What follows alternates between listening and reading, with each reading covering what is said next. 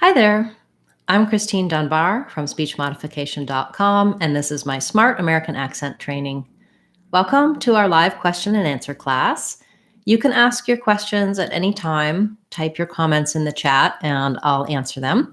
People often ask me about how to pronounce words, questions they have about intonation, American accent, whatever you're working on to help you improve your overall communication in American English. In the last few weeks of Friday classes, we've been taking a look at the sounds of English and looking specifically at how letters are different from sounds. So I want to talk a little bit about that at the beginning, but do feel free to ask your questions at any time.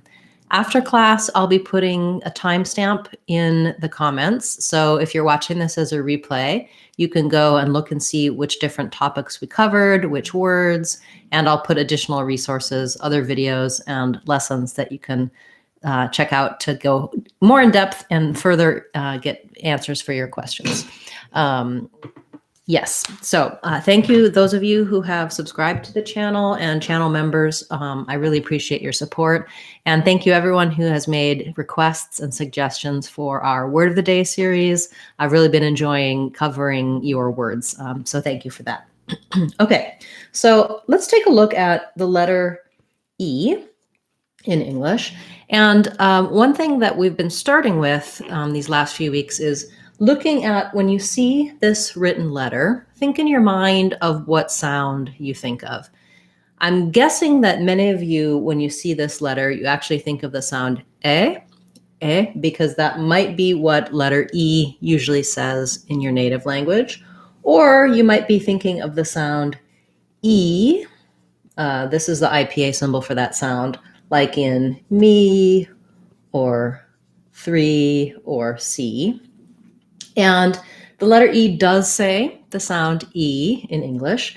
Quite often, though, however, the letter E says the sound in English. So that's written this way in IPA, International Phonetic Alphabet, and it's the sound in words like red, tent, etc. And so what I'm talking about and telling people to think about is, what is your bias when you see this sound? So that when you read a new word, or just when you're pronouncing any of these words that you typically pronounce, what sound is coming out for that E sound? Are you saying an E? Are you saying an or are you saying this A sound that often the letter E does not say in American English? So that's something that you can have as an accent error pattern because of your native language. You can have it because of the way things are spelled, or just not knowing for sure what that E should say. So we do have an A sound in English, and we usually spell that with the letter A plus a Y, A plus an I, or an A plus an E, like in words like made or came. And the difference here is that this one is long and it's a diphthong. So we glide from this tense A to the more relaxed A. So if I'm saying rain, day, say, ate, I'm not using this A sound. Also, we don't really spell this A sound with letter E. So when you see letter E, I want you to try to not think about the A sound, but rather think about the sound or the E sound. Typically, focusing on the sound is going to be the most useful because these two can be hard to hear the difference between those two. And the difference is that this is tense and it's two sounds, or a diphthong. It glides between two mouth positions for one sound. And this one is a relaxed sound that you may not have in your native language. So you can get help for all of these different sounds, for the spelling, etc., in my videos for specific sounds. Also, I highly recommend my Sounds of English course on speechmodification.com that goes through sound by sound, tells you how it's spelled, tells you what words it's in, how to pronounce it, helps you listen for those differences too. Many people don't realize that our accent affects our listening as well as our speaking. So when you're hearing English spoken, it kind of runs through this filter in your brain, and you may be hearing I might be saying red with the vowel, and your brain might hear it a little more like red, red. It moves it into this tense vowel. And so you're not necessarily thinking raid with this a vowel, but it might be hard for you to hear the difference between red and raid, or read and read. So being able to work on the listening filter as well as the speaking is really helpful for your overall pronunciation, for your accent, and for listening and understanding. Then, of course, there's how English is spelled, which often introduces problems that have nothing to do with our native language or our accent. It's more like, why is that word spelled that way? How do I interpret and know what the letters should be saying? So check that out, speechmodification.com. It's called our Sounds of English course, and it's on sale for $2. It's really inexpensive. It's a really good value, and you'll learn a lot if you're interested. Okay, thank you for waiting. I see we have some questions, so let's get to those now. Welcome, nice to see you. Happy Friday. Nice to see some of our channel members, Sadie and Dana here. Welcome. So Dana asking about some words. Her first word is medieval. So the first pronunciation I gave you, medieval, is how I would typically say it. The stress is on the E syllable, medieval. And it sounds actually more like mid-evil, like the words mid and evil. It has the I vowel. There's an E that says our tense E sound. And the stress is there on the E, medieval. But you can also hear that sometimes people will do 3 syllables and they will say medieval.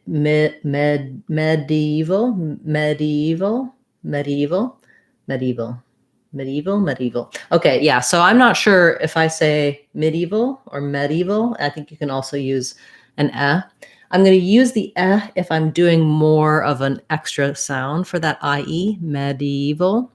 But generally, I think that gets squished out. That syllable gets reduced and dropped, and it just sounds like medieval.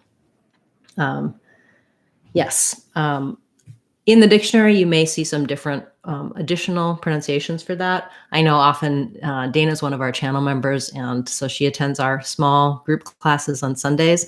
And often she's asking me because she wants to know how I would say it, because she's researched her words and seen that there are different variations on it. So I try to give you my gut response, Dana, and then we can go into more details and look up other options.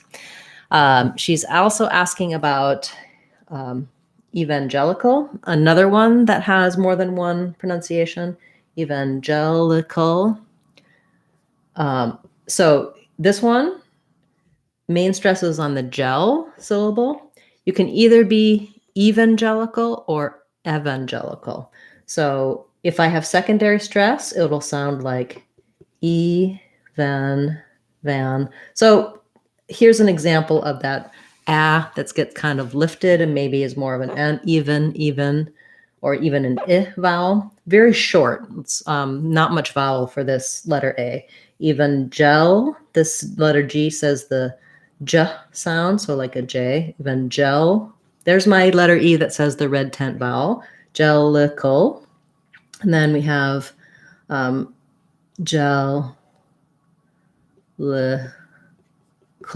then we have a syllabic L at the end. So not cal, no a there, just going right from the K to the L, maybe a tiny little schwa in between.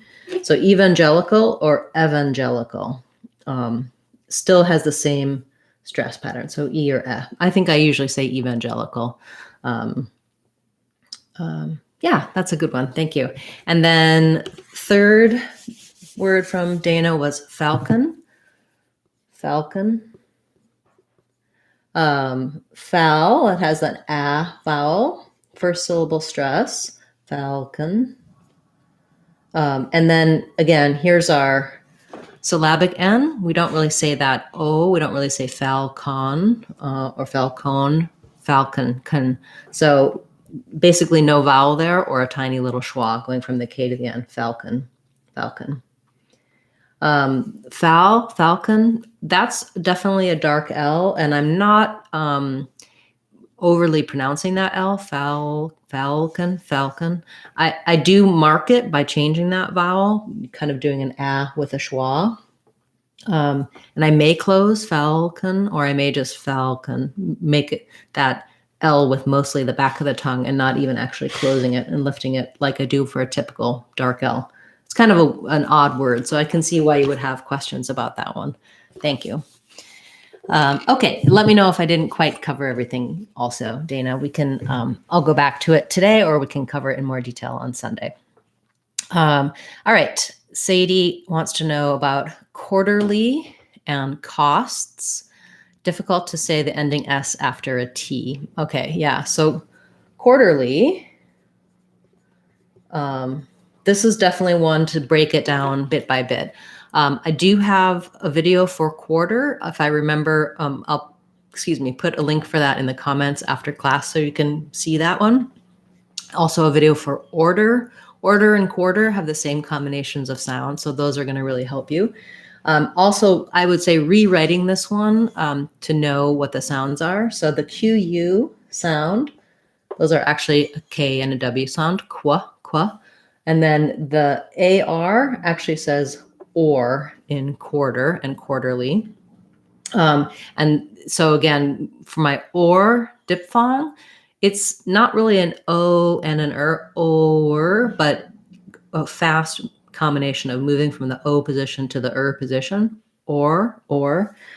So I would build from the or, quar, or, war, quar. And then my TER, this T is a flap, so it sounds like a light D. That ER is the sound. First syllable stress though, so that second is kind of shorter. Quarter, quarterly. And then the L, Y is an L and a tense E sound. Quarterly. It's definitely not easy. Work on quarter, order, orderly, quarterly. All of that family of words will help you with that particular word, quarterly.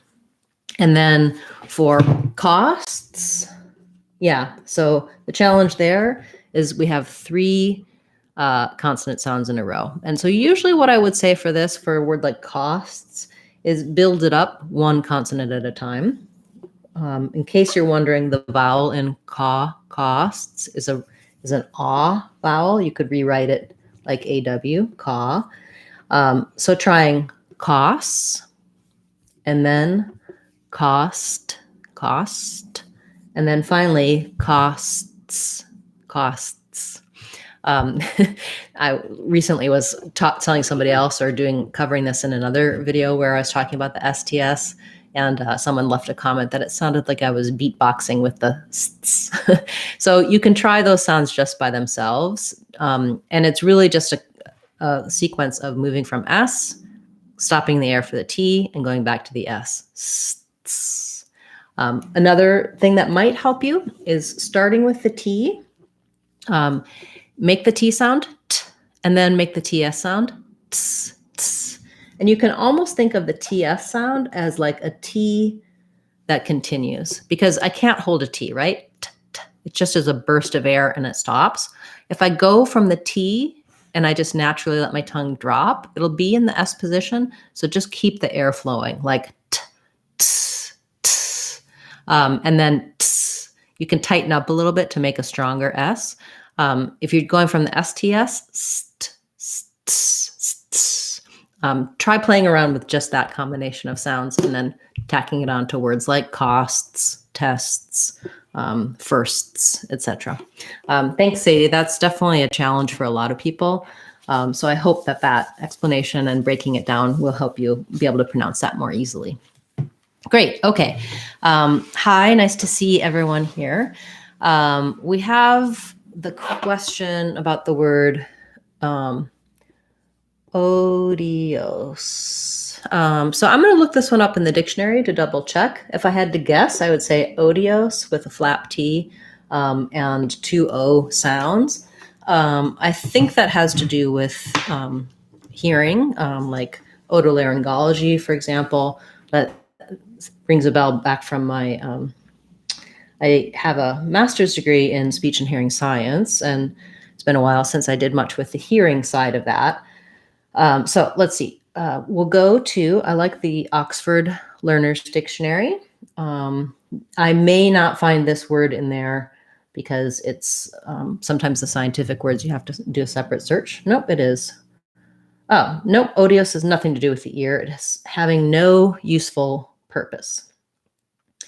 Odious. Okay, so I was, no, odios. It is, no, it's, sorry again.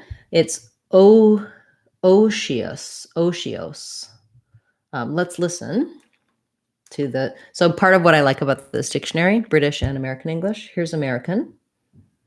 Odios. Odios. Okay, so it's just got similar roots to things to do with hearing. So they're saying we have first syllable stress, we have the O diphthong, then this TI has the SH sound. So like O, she, os. And with an S ending. So this SE says the S sound. O, she, os. Otios. Okay, I'll have to try to remember that one. Otios. Hopefully that's not an otios word for me, as in having no useful purpose. Thank you for that request. I learned something today too. So as you can see, I do look things up. I do check multiple references, dictionaries, resources, both for words I already know and words I don't know, because I may be operating on an incorrect assumption. It's, of course, attending my classes, taking my online courses is going to help improve your pronunciation, help you know about specific words, but it's hard to know every single word correctly, and knowing where to look for that information, how to practice, how to be able to remember is just as useful as having that information in the first place. So for something like otios, first of all, I might picture it like this, otios, to think of it in a new way so that when I see this, I don't go back to I thought it was odios with a flap. Otios. I can also think about maybe like pairing it with a word like ocean, or something else to help me remember, you know, the otios, ocean, or using it right away. An otios group, an otios book, something that is that I determine is somewhat useless. Okay, thank you for that request. We have a request for the word wasting. Wasting.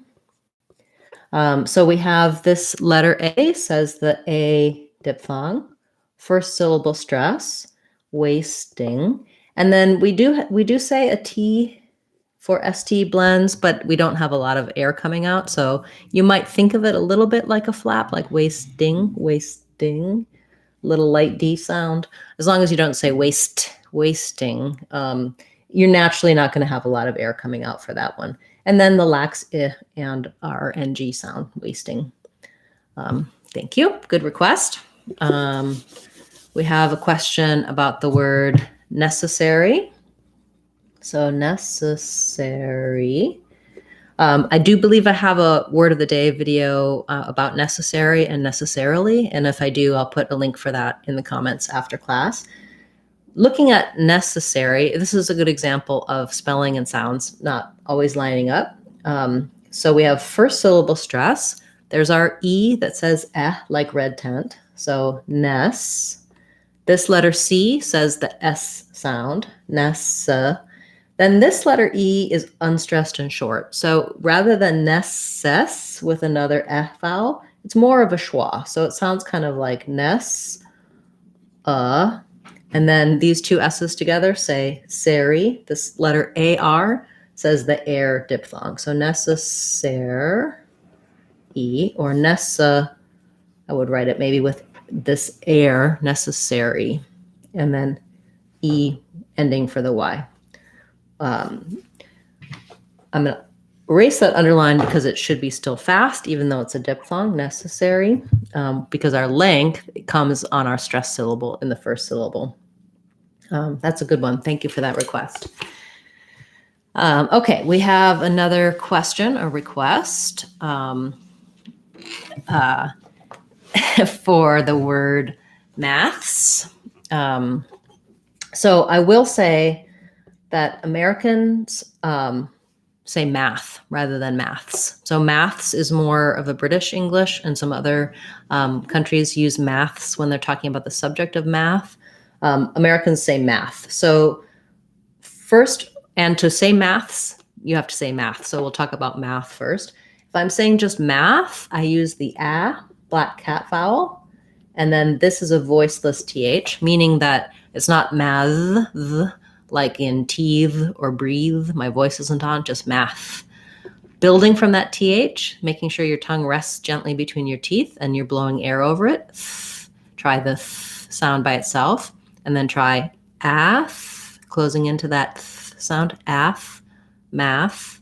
Then finally, when you can say math, you can move from the T to the S sound by just pulling the tongue back into the S position. So maths, maths. I do have a video for words with THS to help you transition between those two difficult sounds. Come back after class and check in the comments, and I'll put it on the timestamp for when we're talking about math. We'll add maths or THS videos as well.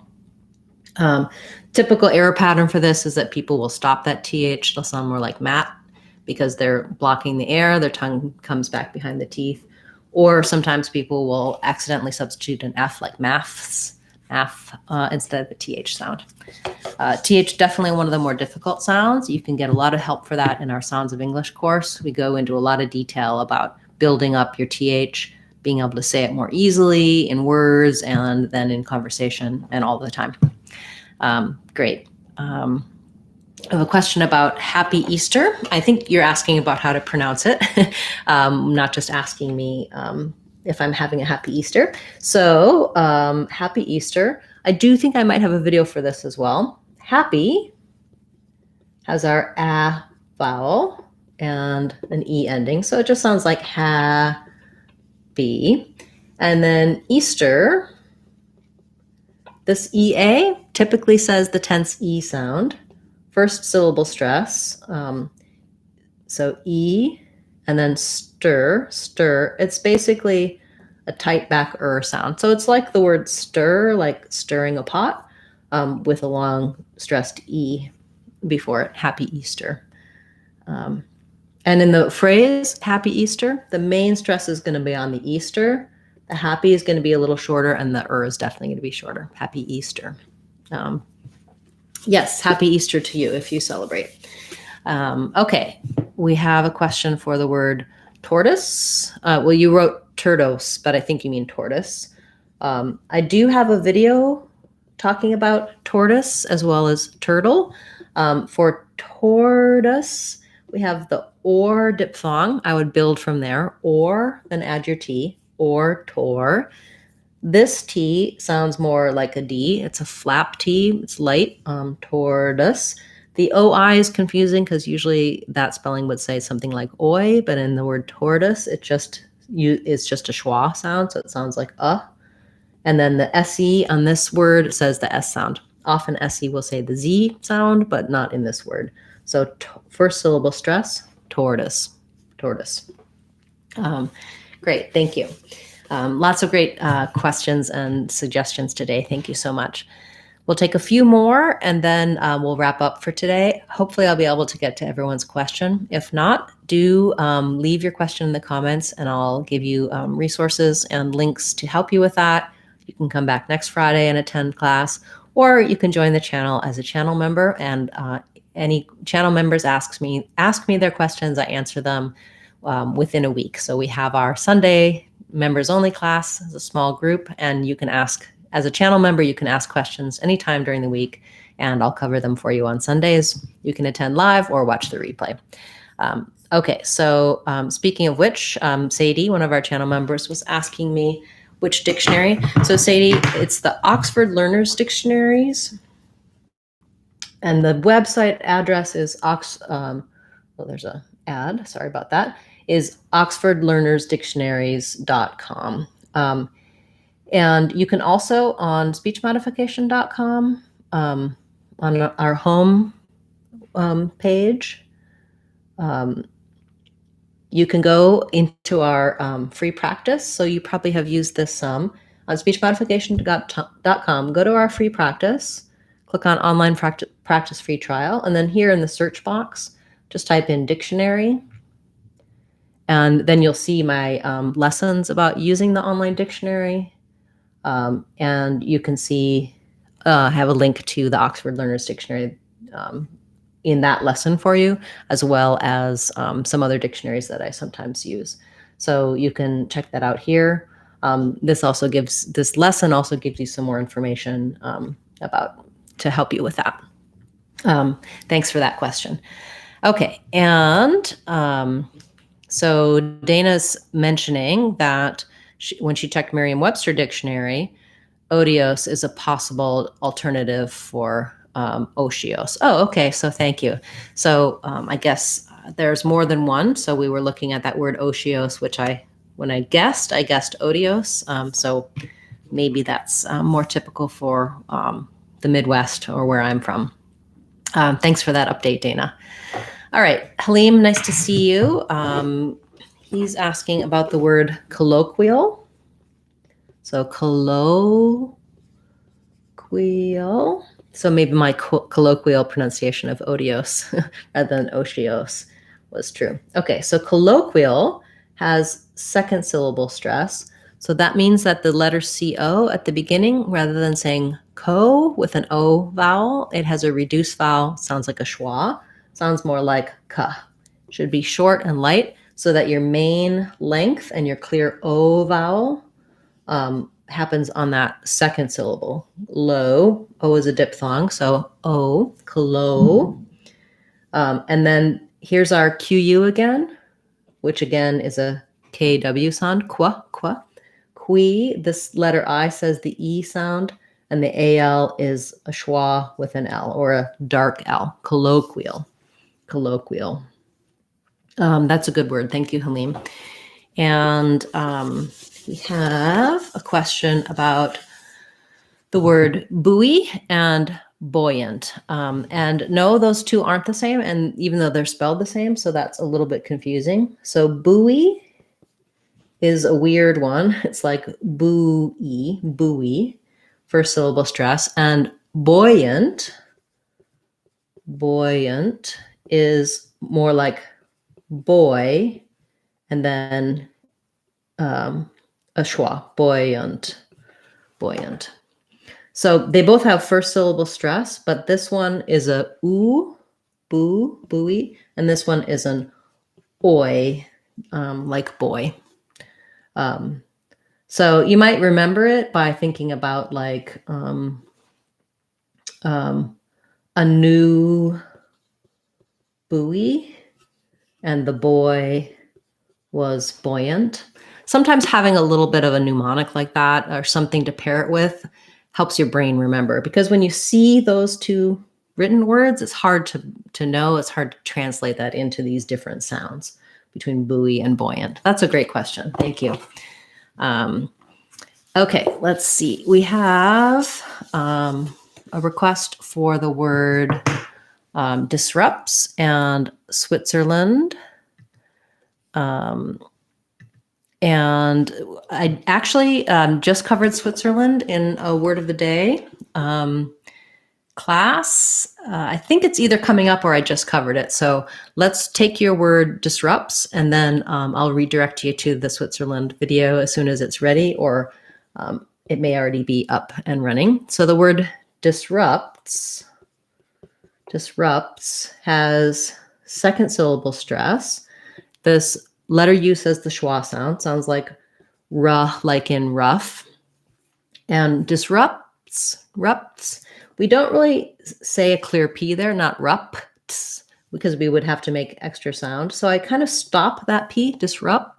I make it by closing my lips, and then I release it into the T, disrupts. And then there's our TS that we were talking about earlier in class when Sadie was asking, disrupts. You have to kind of go right into that S from that T, and that continues. And then we have an I vowel in the first syllable, disrupts. Let's hope nothing disrupts my answer for that. Okay. Let's see.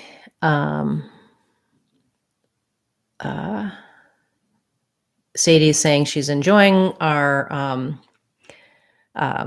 new course on Sounds of English and learning about the consonants. I'm so glad you're enjoying it, Sadie, and thank you for the feedback. It's a course that I'm building as we go, and it has many, many lessons now, and I've been adding new lessons each week and asking people to tell me what they like and don't like, join the discussions, and give me feedback to help improve that and make it an even better course. Okay. We have a question about whether there are any words without vowels. There are, I think, some words that can be spelled without vowels, although we have to have a vowel sound to make a word because a syllable always has at least a vowel sound, and words always have syllables. So in English, the only things that we have that don't have vowel sounds have something vocalic to them, like we have things like grr, where it's not really a word, it's more of an expression. And even that has kind of a vocalic R because it's like the vowel. Vowel letters, we have, for example, the word rhythm, but that has the I vowel because Y can stand in for a vowel letter. So as far as I know, off the top of my head, we can't have words without vowel sounds. In English. Great. And then one last question. We'll take it and then we'll wrap up for today. We have a question about the words an, ant, and ant. So a couple of things. If I'm just saying these words by themselves, an, ant, an, ant, and ant, I'm going to use the same a vowel in an as in ant. But in connected speech, I'm really not usually saying an apple, for example. I would say it more like an apple. So that vowel gets very reduced. It's more of a schwa or even a close to an n. So if I'm just saying this word by itself, then I say an. Otherwise, if I'm saying I'm going to eat an apple, the vowel is really quite reduced and more like a schwa. Ant, my aunt, or there's an ant on the ground that has the a vowel. Then this word ant, there's two ways Americans pronounce it, either exactly the same as this ant, which is how I say it. Some people on the East Coast, maybe in the South, a few other places will say aunt. Yeah, so they use the ah vowel, and it looks more like this, aunt. So you can do either ant or aunt. Usually when there's regional differences in the US, what I recommend is listen to people around you. If you live in a place where more people say aunt than aunt, then say aunt. Or if you live somewhere where people say aunt, you can say aunt. Either way, you can be correct with either and you'll be understood with either, but it tends to be helpful to just match kind of what's around you if you're trying to, that'll help you remember how to say it, because that's what you'll be hearing when people are talking. Okay, and you had one more request, so we'll take your last few words and then I won't need to wrap up for today. I'll be back again next Friday with another live class, and Sunday we'll have our members class. So we'll briefly take yours. Buffalo, first syllable stress, buff has the schwa, and then this letter A says and then my O says an actual O, so sounds like buff, buffalo. Vulture, we have the ul, very dark L here, bit of a schwa before it, vul, and then this tu says chur, the ch sound, with an er, vulture, first syllable stress. Lynx is the same as links, like links, links to a website or a video. And ling, it's like an ling sound, lax I, and then a ks, links. And okay, one more. I keep saying we're done, and then I want to try to get to everyone's request. So we have the word signature. Signature. First syllable stress, lacks if vowel. The G says G, sig. And then we have na. This A is a schwa. Sounds like na. And then here's another TU that says the CH and an vowel, signature. Great. Okay. Thank you so much, everyone, for being a part of class today. Wonderful questions. We talked about some really interesting stuff. I learned some new words and pronunciations, and I hope you did as well. I'll be back again tomorrow with our Word of the Day class, and please feel free to leave your questions and suggestions for Word of the Day on this video or any video, and I'll add it to my list. Sunday, we'll have our Phrase of the Week class. We've been looking at idioms, phrasal verbs, expressions to help you with the meaning and use for those. And also on Sunday, we'll have our members only class. So you have time to join between now and then if you'd like. Members get to ask their questions at any point throughout the week, and then I cover them all for them on Sundays. They also can come live on Sunday, and we have a small group discussion. It's just the same format as this, but we go a little bit more in depth on their particular questions. You can see other membership perks by clicking the join button and seeing the members only videos and some of the other things we offer. And lastly, check out our online courses on speechmodification.com. We have several free courses, and all the other courses are under $2. So it's a great opportunity to learn a little bit more, take your pronunciation to the next level. Thank you so much, everyone. It's great to see you, and I hope to see you again next Friday. I'm Christine Dunbar from speechmodification.com. Remember, if you want to sound like a native speaker, you can do it. speechmodification.com. Bye, everyone. Thank you.